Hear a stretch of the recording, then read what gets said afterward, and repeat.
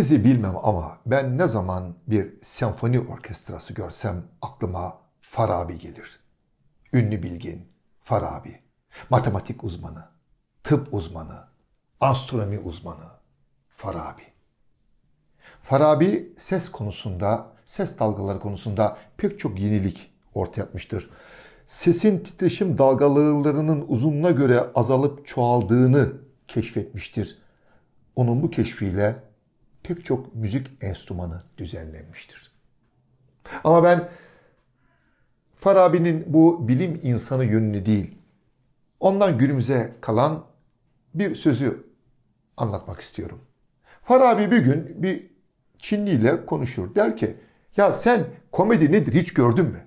Hiçbir komedi seyrettin mi? Seyrettim efendim, bizim orada çok komedi oynanır. Nasıl bir şeydir bu komedi? Ya pek çok insan sahnede herkesi güldürür. Farabi der ki, pek çok insan mı? Buna ne gerek var? Bunu bizde bir kişi meddah yapıyor. Meddahlar. Geleneksel oyun sanatımızın vazgeçilmez güzel insanları. Ama ne yazık ki meddahların öykülerinin çoğunu biz bilmiyoruz. Çünkü bu öyküler yazılı değildi.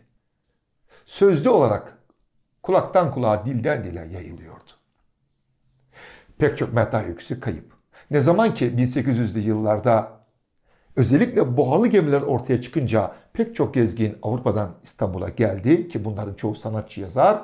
Onlar Ramazan aylarına denk geldiklerinde duydukları meddahların öykülerini yazdılar da biz birkaç meddah öyküsüne sahip olabildik. Agnes 1850'li yıllarda Sultan Abdülmecit döneminde İstanbul'a geliyor Fransız yazar ve bir meddah dinliyor. Meddahın öyküsünü yazıyor. İyi ki yazıyor. Meddahlar ilk dönemler öyle güldürmezlerdi. Meddah öyküleri güldürmezdi. Sonradan ortaya çıkıyor bu özellik. Agnes'in not ettiği, bereket versin ki yazdığı, işte güldürmeyen bir meddah öyküsü. Haliç'te bir balıkçı İskender suya ağ atıyor, bir kadın çıkıyor. Kadını evine getiriyor, öğreniyor ki dönemin padişahı Sultan Ahmet'in en çok sevdiği eşi Mihrimah Sultan adında bir kadın. 1. Ahmet sefere çıktığında Sultan Ahmet yine onun bir gözdesi olan Zeynep Hanım Mihrimah Sultan'ı çuvala koydurtup denize attırıyor. Ve balıkçı İskender onu buluyor. Bunu sarayın hekimbaşına anlatıyor balıkçı İskender. Güya Binbirdirek sarnıcında gezerken Mihrimah Sultan kaybolmuş. Sultan Ahmet geri döndüğünde çok üzülüyor. Çok sevdiği eşinin kaybına. Ve onun öldüğü söylenen o Binbirdirek'li o sarnıca gidiyor. Bir gün bir bakıyor karşısında Mihrimah Sultan. Hekimbaşı ve balıkçı İskender Mihrimah Sultan'ı oraya getiriyor. Mihrimah Sultan her şeyi ona anlatıyor ve Sultan Ahmet'le Mihrimah Sultan bir kez daha birlikte oluyorlar. İşte bu güldürmeyen meddah öykülerinden biri. Yine bir başkası çok eski bir meddah öyküsü. 2. Beyazıt'a göre anlatılır bu. Yani buradaki padişah da 2. Beyazıt. 2. Beyazıt Boğaz'da balıkçılar arasındayken bakıyor ki herkes ağ atıyor. Verin diyor. Bir de ben kısmetimi ben deneyeyim. Padişah 2. Beyazıt atıyor ağı denize. Bir deniz kızı çıkıyor. Evet, İstanbul Boğazı'nda bir deniz kızı. Andersen daha ortada yok. Ve deniz kızını saraya getiriyor. Ama İstanbul Boğazı'ndan çıkan deniz kızı hiç konuşmuyor, gülmüyor. Şunu bir çarşıya getirin bakayım ne olacak diyor. Çarşıda gezdiriyorlar deniz kızını. Bir soğan satan adam görüyor, gülüyor. Az ötede sarımsak satan bir başka satıcıyı görüyor, ona da gülüyor. Biraz daha ileride bir falcıya gülüyor. Bunu 2. Beyazıt'a söylüyorlar. Alıyor deniz kızını karşısına. Neden güldün soğancıya, sarımsakçıya ve falcıya?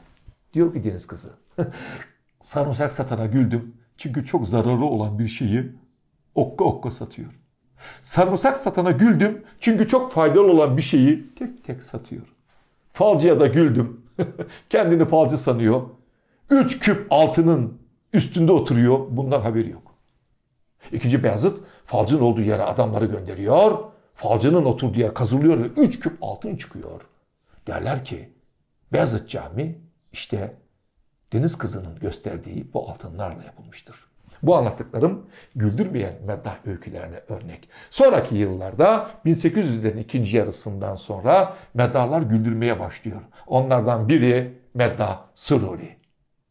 Meddahlar aynı anda pek çok kişiyi ağzını, şivesini taklit ederek sahnede tek başına bir ordu gibi duruyorlardı. İşte Meddah Süruri onlardan biriydi.